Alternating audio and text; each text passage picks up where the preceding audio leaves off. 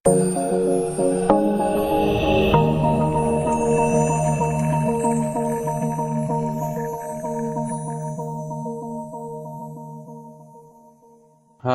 selamat pagi, salam sejahtera untuk kita semua.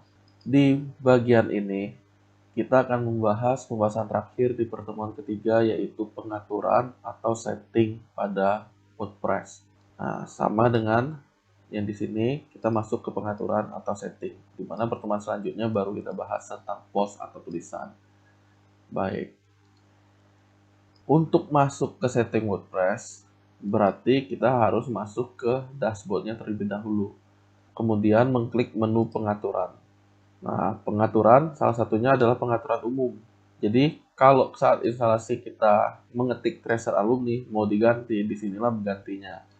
Nah, tracer alumni ini tampil di beberapa tempat, misalnya di title, di judul web, dan seterusnya.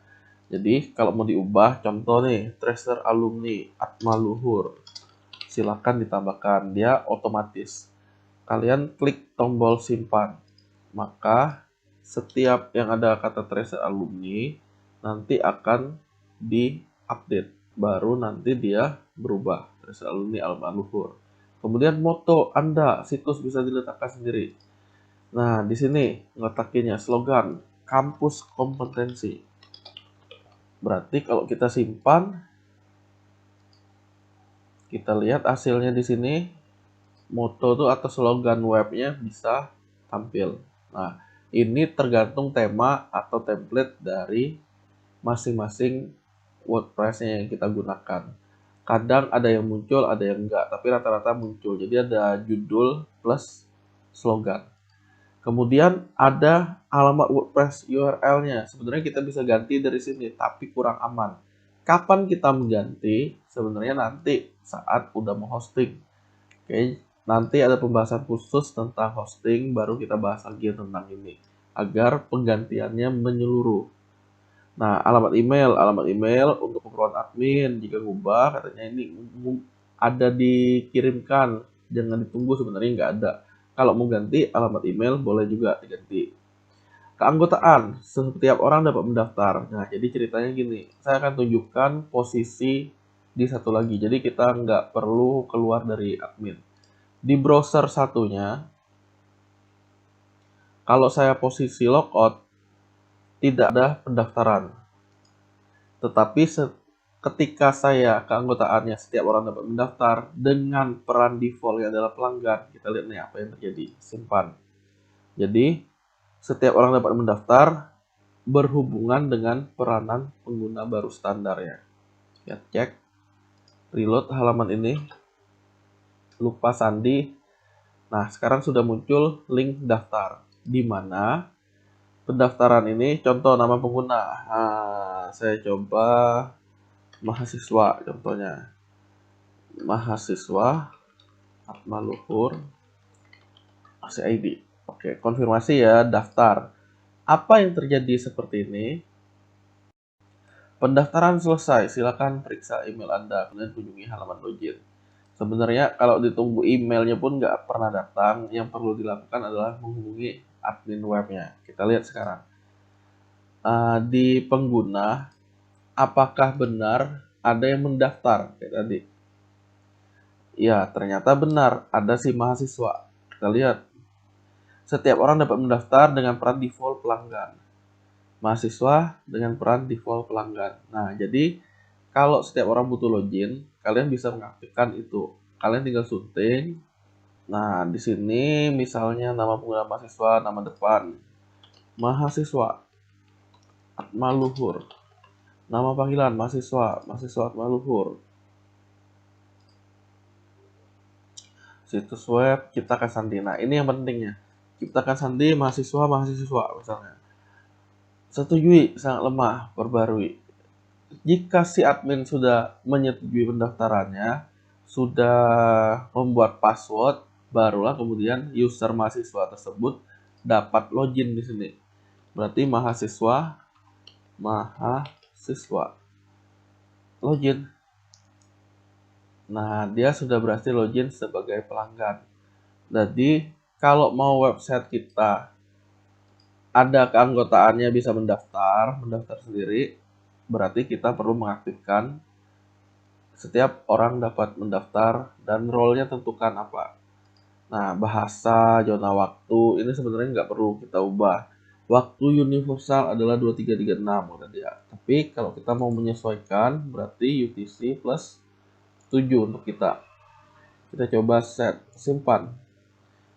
Untuk pengaturan umumnya, UTC plus 7 adalah waktu lokal 0639. Nah, inilah waktu kita. Sedangkan format tanggal bisa kita ubah atau menyesuaikan, misalnya JFY keluarnya kan gini. Kalau saya tambahin D kecil misalnya, D, FY, nah dia akan di-generate otomatis bentuk tanggalnya. Kita bisa menyesuaikan yang seperti ini. Silakan, ini format date yang untuk PHP nih. Sama dengan waktunya juga. Nah, kurang lebih ini ada minggu dimulai pada hari apa. Kalau mau di set silakan, biasanya untuk di kalender nanti dia menyesuaikan. Misalnya kalau hari Minggu berarti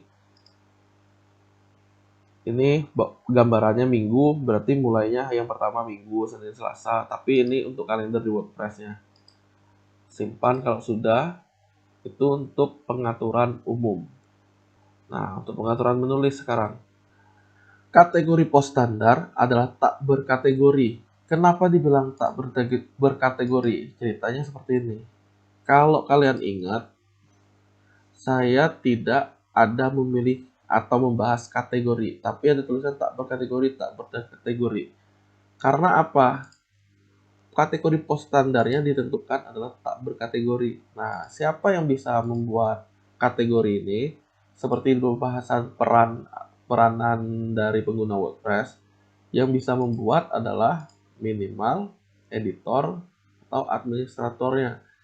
Atau ada lagi nggak satunya? Si author mungkin nggak? Ya harusnya nggak, karena si editor lah yang bikin kategori. Ada di mana? Di post kategori. Jadi dia bisa nambahin kategori baru, nanti baru muncul. Oh, misalnya yang paling sering adalah tentang berita. Berarti kategori postnya kita set berita. Format post bawaannya ya cukup pilih standar. Nah, di sini ada pilihan lainnya untuk bentuk format postnya.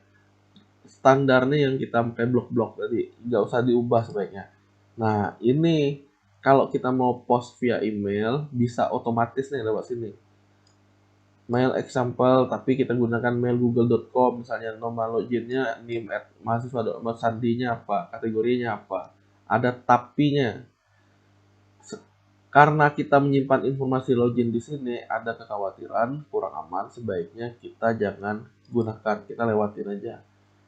Oke, berarti Arsa menulis sudah, membaca. Tampilan beranda.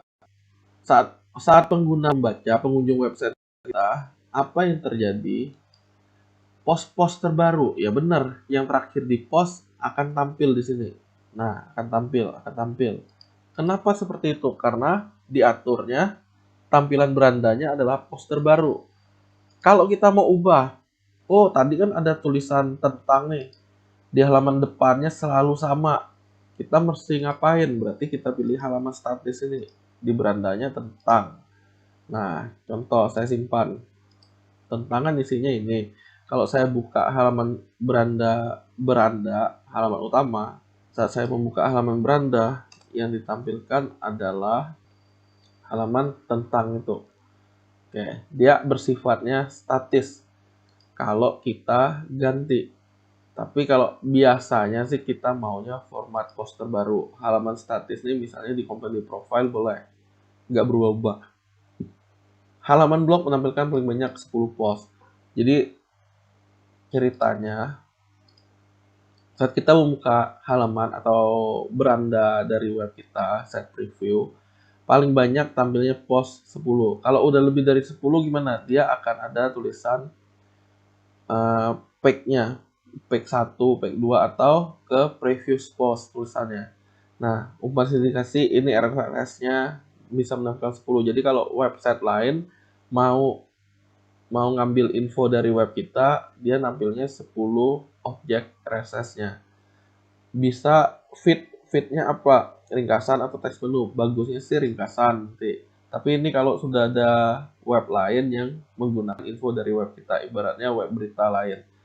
Contohnya, siapa tahu masih ada ya, prodi.atmaluhur.ac.id.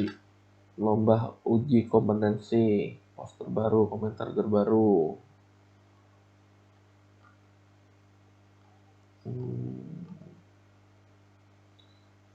Oh, udah dimatiin nih, nggak ada lagi di sini. Dulu saya tambahin di sini dari website utama Atmaluhur, sehingga seolah-olah RRS itu adalah kita punya konten di web kita, tapi sebenarnya konten itu dari website lain. Itu yang disebut RRS feed-nya. Oke, kita lewatin. Halangi mesin pencari, ini juga yang saat install tuh. Sebenarnya tergantung mesin pencari untuk mengamati. Nah, jadi kalau kita mau ditemukan di Google, sebaiknya sih tetap nampak. Tetapi kalau masalah privasi banget, ya kita halangi mesin pencari untuk mengindeks. Itu untuk pengaturan membaca. Diskusi. Diskusi ini terkait komentar. Nah, pengaturan artikel. Kirim notifikasi ke setiap blog yang terhubung dari artikel. Misalnya ada blog-blog lain yang menggunakan artikel kita, atau ngambil, dia akan ada notifikasinya.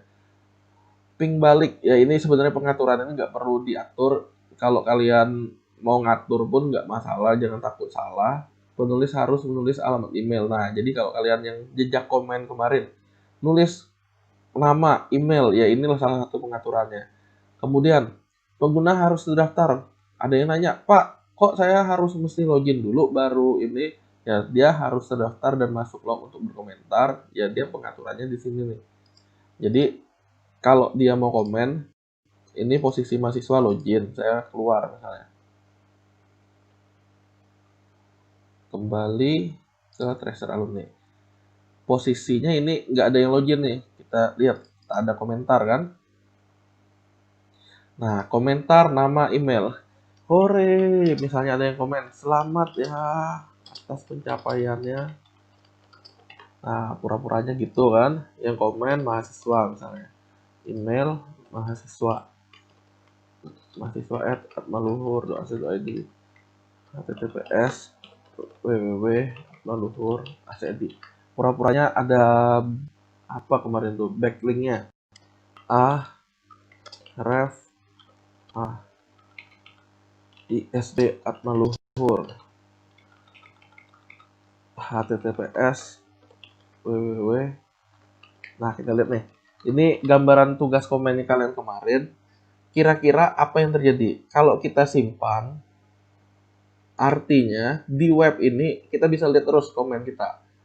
Kalau kita nggak simpan, ya dia tanda tanya nih, bisa jadi dihapus, bisa jadi di-approve. Kita coba yang normal aja. Kirim komentar. Coba author penulis. Nah, langsung tampil. Hore, selamat ya. Tapi kita lihat nih. Secara si admin, kelihatan nggak ada yang komen. Hai semua, saya naik level. Tidak ada komentar. Kita cek. Hai semua, saya naik. Coba kontributor. Nggak ada ya. Nah, ceritanya kenapa seperti ini nggak ada nih? Kita cek sekarang. Komentar dicek oleh admin. Ini yang pengguna saya tutup dulu. Oh, ada satu nih yang komen. Dari IP berapa oleh mahasiswa, selamat ya. Ada link. Oh, kata dia, bagus nih komennya. Yaudah, saya setujui. Ya, cek sekarang. Apa yang terjadi kalau saya reload? Hai semua, satu tanggapan. Baru ada, linknya aktif. Ya, ceritanya itu jika komen kalian disetujui. Nah, disetujui dalam artian gimana? Bisa jadi komen kalian tuh menarik bagi si pemilik webnya. Ada tapinya. Kalau dia nganggap spam, dia akan mengklik spam ini. Ya, jadi ada tanda tanya nih. Setiap ada komen dari pengguna lain yang mengatasnamakan seperti ini, ya nanti dia tinggal checklist semuanya. Checklist, maka akan masuk semuanya ditandai sebagai spam. Ya, lain kali kalian udah lebih sulit, udah tandai sebagai spam, otomatis dia nggak akan pernah cek lagi. karena dianggap spam. Nah, pandai-pandailah istilahnya menulis komentarnya. Nah, itu tentang komentar. Kenapa yang kalian nggak tampil, nggak bisa saya cek? Ya karena belum di-approve atau dihapus sama si adminnya. Pak, di saya bisa kok kayak gini kan, bisa dari tadi. Ya bisa lah, kan dia nyimpen informasinya di lokal. Nah, kita lanjut sekarang. Pengguna harus daftar. Tadi saya nggak daftar, nggak login. Ya kalau kita mau harus login dia, berarti kita baru cek. Secara otomatis komentar pada artikel tertutup setelah terbit. Nah, ini boleh diatur juga. Oh, nggak boleh diterbit. Nggak boleh dikomen kalau udah 14 hari karena udah cukup dewasa. Nggak ada yang protes misalnya. Kalian kalau mau mengundang kontroversial boleh secara otomatis menutup misalnya. Karena setelah 14 hari nggak ada lagi yang komen, berarti kalian anggap udah benar infonya atau udah basi. Oke, tampilkan kotak centang. Nah, ini nih yang tadi tuh. Saat saya komen mau disimpan nggak infonya katanya. Ya di sini aktifkan komentar bergulir atau disarankan 5 tingkat. Jadi di dalam komen ada komen lagi, habis itu komen lagi sub ya. Bagi komentar ke dalam halaman dengan, nah ini bisa di packingnya. Misalnya kalau udah lebih dari ini dia bisa lihat halaman berikutnya untuk komennya. Terakhir, ya benar, komen terakhir yang paling atas, komentar harusnya ditampilkan dengan komentar lebih lama. Nah, ini kalian tinggal atur sendiri lah. Kirim email, kalau nggak mau ribet, setiap ada orang komen kalian dapat email, ya nggak usah diaktifkan. Tapi ini akan berfungsi jika kita sudah mengatur email. Setiap sebuah komentar ditahan untuk moderasi, ya tergantung kalian lah. Komentar harus disetujui secara manual. Kalau mau lebih sakti, ya kalian aktifkan yang ini. Jadi setiap kali ada komen, belum tampil. Setiap ada komen, belum tampil. Penulis komentar harus mempunyai komentar yang disetujui sebelumnya. Nah, ini syaratnya nih. Kalau udah disetujui, dia berarti otomatis. Tapi kalau kita lepas ya seperti ini, berarti ya komentar harus disetujui secara manualnya. Moderasi, kalian bisa coba. Yang dilarang apa? ISB atmaluhur atau HTTPS atau URL. Ya disinilah sebenarnya si pemilik web settingnya. Saat semua komentar membuat kata berikut dalam konten, nama penulis, URL, ya dia bisa naruh di sini. Contoh, www.atmaluhur tadi, www.atmaluhur.id. Ya dia tinggal naruh seperti ini. Sehingga kalau kalian komen atau mengandung kata seperti ini, langsung dia sebagai sampah atau spam. Oke, dibuang ke dalam tempat sampah. Ya cerita sedihnya seperti itu. Karena apa? Karena dianggap nggak bermanfaat bagi dia. Oke, nama petulis misalnya atau keyword press akan ini saat komentar kata-kata tersebut seperti ini. Tambahin aja koma, berarti satu lagi ISB atmaluhur. Dah. Tampilkan avatar ini nih kalau kita terhubung online maunya apa orang-orang komentar tuh. Bisa diubah. Simpan. Kurang lebih itu untuk pengaturan diskusi atau komen. Nanti seiring berjalannya waktu kalian bisa menggunakan inilah. Kemudian ada pengaturan yang namanya media. Nah, di WordPress, media ini kita akan gunakan baik di post maupun di halaman. Media ini bisa jadi itu gambar, audio, video. Nah, jadi ceritanya saat kita mengupload gambar di sini, dia akan satu gambar tuh akan dibagi menjadi ukuran mini dengan ukurannya segini, dia di crop otomatis, ukuran sedang seperti ini, ukuran besar seperti ini. Jadi saya punya gambar dengan resolusi 2 megapiksel misalnya itu 2048, maka dia akan di crop ketiga ini. Tapi kalau ukurannya kecil 100-100 ya dia nggak akan di crop cuma satu. Nah, jadi ceritanya yang miniatur nih adalah versi saat kita belum ngeklik, biasanya seperti itu, tampil mininya. Kalau diklik tampil yang besarnya, ukuran besarnya berapa, atau ukuran sepenuhnya. Ini sebenarnya nggak perlu diatur, nggak masalah. Nah, salah satu ciri website menggunakan WordPress, kalau kita ngupload medianya, dia akan kesimpan di dalam folder bulan tahun. Yang ada WP konten, ya garis miring, bulannya berapa, 2020 misalnya, bulannya 10, nah garis miring nama file apa. Di sinilah pengaturannya, dia nggak usah diubah pun nggak masalah. Permalink. Permalink ini adalah untuk pengaturan linknya. Kalau kalian lihat tadi, nah saat saya mengklik sesuatu ya, tahun, bulan, ini tanggal. Ini disebutnya permalink. Saat tanggal 9 saya mempost Coba auto penulis, kita cek sekarang. Localhost alumni 2020 tahun, ya inilah yang tadi barusan yang kita lihat. Nah, sekarang kalau saya ubah, saya mau yang lebih simpel, web saya tanda tanya P123 biasa. Saya tinggal simpan. Nah, ini untuk pengaturan link di website kita. Apa yang terjadi? Kita cek sekarang ya. Saya klik localhost alumni atau ngeklik beranda. Ingat-ingat nih alamat nih. Coba auto penulis saya klik lagi. Apa yang terjadi? Nah, bentuk linknya udah berubah. Jadi kalau kalian nggak mau, saya nggak mau lebih pendek kayak gini, lebih gampang nanti saat saya share, gampang dibuka sama orang, tinggal ngetik 11, 12, 13, dan seterusnya. Bisa kayak gitu, kalian bisa atur di sini. Atau orang, saya mau tahu, tanggal berapa, bulan berapa, tahun berapa, tulisan saya terbit, berarti tanggal nama. Atau saya mau bulan dan nama aja, ya kayak gini, dan seterusnya. Oke, silakan dicoba. Terakhir, tentang privasi.